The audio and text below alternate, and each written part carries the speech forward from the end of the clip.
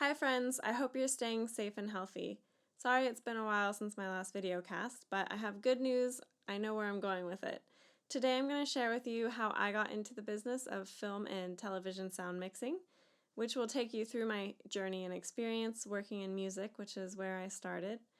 And then on the next video cast, I'm going to let you inside my Pro Tools session. I'm going to show you my template for dialogue and music mixing, and then my template for sound effects mixing.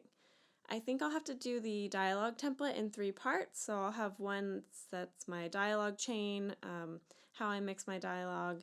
I'll have a second part that addresses my music and how I mix my music, and then another part about ADR matching and group mixing.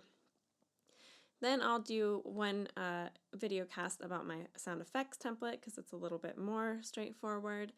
And from there, for all you music mixers and producers, I'm going to do a 4-part series showing you mix templates from different colleagues of mine who are still working in the music industry I'll show you one template for vocal mixing, one for drum mixing, one for bass, and one for guitar.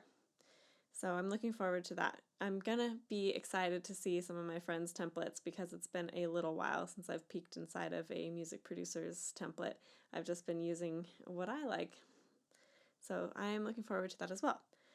So let me jump right into my story. I was taking guitar lessons when I was 15 years old at a practice space, and that space was attached to a music recording studio. I grew up in San Diego, and in a small suburb, it was called Escondido, there was this recording studio called DML Studios.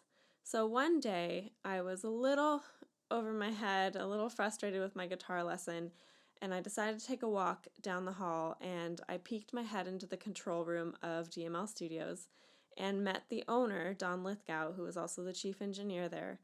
And I said, "Hey, what's going on in here?" And he said, "Oh, you want to help? Come on in."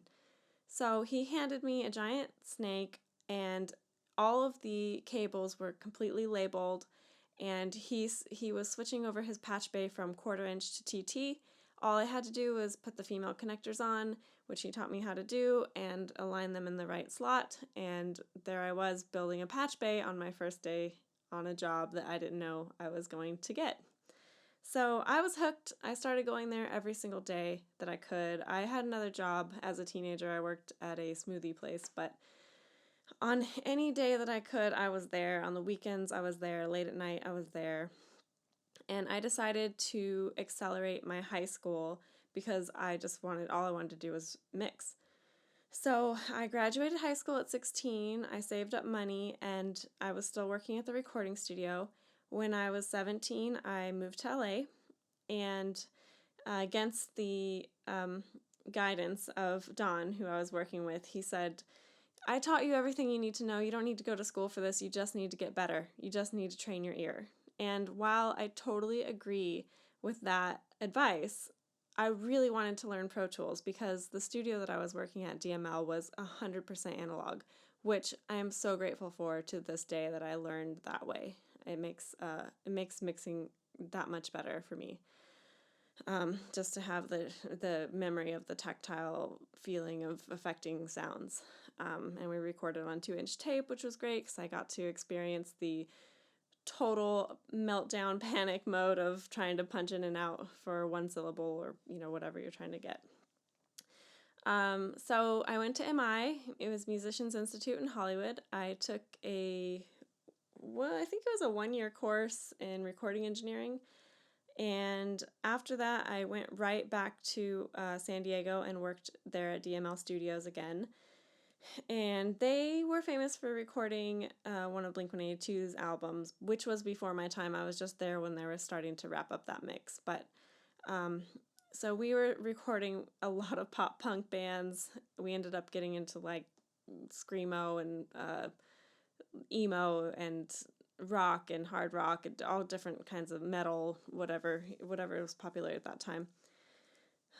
So I recorded a lot of that, and then I always had to have a second job because recording studio assistant work doesn't pay much. I was really lucky though because Don had just had a daughter, So he let me stay and cover him on a lot of nights, mixing and tracking and editing.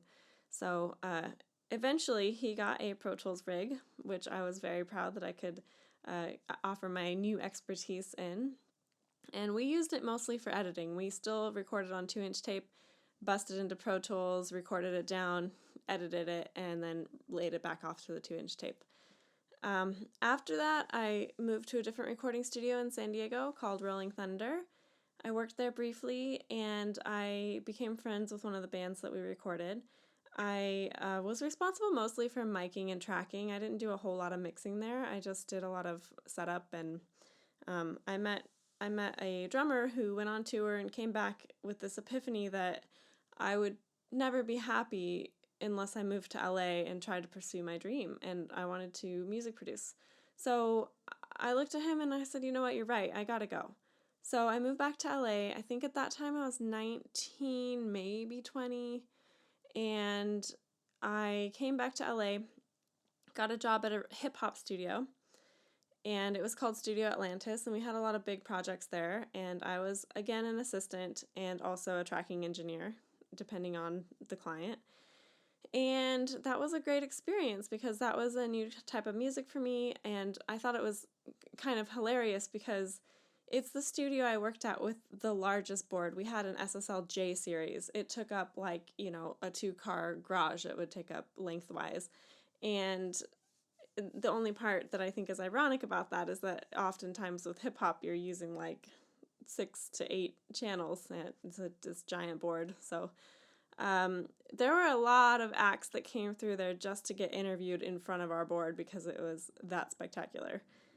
So that was a great experience. And after that, I decided, I went to see a movie, and I noticed in this movie that they had an amazing soundtrack. They had an amazing, sorry, I'm distracted because there's a plane going by and I took off one of my sound panels, so you might hear that, and I'm sorry. But anyway, I went to this film, and I noticed that they were using these incredible wind sounds for this exterior shot, and the music was beautiful. And I had a friend that I had met in audio school named Jalinda Palmer, who directly after school got into post-production. So I called her and I said, how do I get into post-production? She was working on SpongeBob.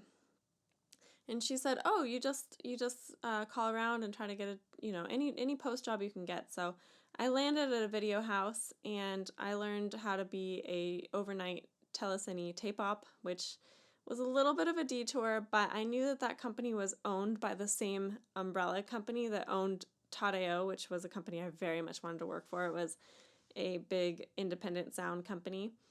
So I worked there for about a year. My shift was from 2 a.m. to 11 a.m., so that was pretty grueling. And then I got a job at Tadeo as a mix tech. Now, I didn't get a job just straight away.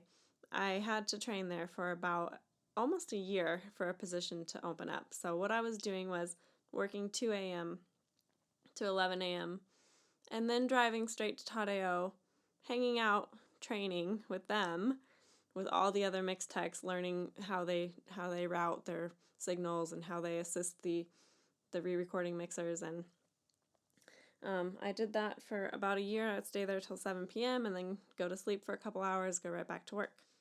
So after about a year of training, there finally was a position available for a mix tech, and I went and met with the producer of the show. The show was NCIS. And they gave me a little test, and then I continued training just to learn those specific mixers' preferences. And I went to work. I stayed at Tadeo for 9 years, and during those 9 years, I was a mix tech just for the first 3.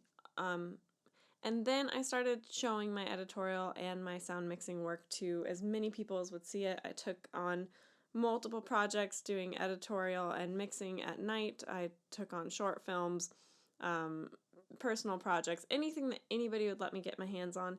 And I did it for free to very little money, just so that I could get more experience, have the experience of having clients behind me, watching me mix, ask me tough questions, tough fixes, learn how to address the notes quickly. And then I got a opportunity to cut and sound supervise on a show called Workaholics, which I was very excited about. Loved the show, loved working with all of them, and eventually I ended up mixing that show as well. So that was kind of my first big commercial break. And from there, I started mixing a lot of other short films and a few other Comedy Central projects. And then, unfortunately, right when I was starting to get rolling, Tadeo shut down, and there was a shortage of stages in town for mixers. So me, with my small amount of credits, I knew that I couldn't compete. So I used my editorial skills. I became a sound supervisor, which is another job that I really loved. So I'm not unhappy about that at all. Very grateful for that opportunity as well. Took a show called Scorpion, and I did all the supervision for that show, and that show was really fun for me as a sound designer because there's tons of sound effects, and I worked with some great sound effects editors, and we did a lot of design together. And then from there, I started mixing again with those same clients, started doing a show called Timeless, and then moved on to, I worked on Ballers, I've worked on Wu-Tang, American Saga, anyway, list goes on. I've had a lot of fun mixing, and that's where I am today. So for those of you who want to get in the business, I would say show your work to as many people as you can. Make sure that you know your value. It's okay not to charge at first while you're just learning your skills, but once you know those skills and your work is top-notch and you think it's at professional level, you gotta charge. It's better for all of us if you do. And then if you want to work at a sound facility, I would say really just try to get any job you can, whether it be a runner or client services or vault, anything that you can get your foot in the door so that you can have an opportunity to share your work with people. Then that will get you jobs, because a lot of the time we're in a jam and we need somebody to cut, and we take a chance on somebody in those points of time, and that's when you can really shine, is when you know that your work is top notch and that you know exactly what to deliver. Because if you can deliver a good product at that point in time, it'll just snowball from there. So that's my recommendation, is to learn your tools, refine your ear, and be ready for your big opportunity, and as well as getting experience as much as you can behind the board with clients, however you need to make that happen. So that's my video cast for today. Let me know if you have any specific questions about this or how to get started, and I'll be sure to answer them. And stay tuned for the next video cast, which will walk you through my dialogue side of my template. Hope to see you soon.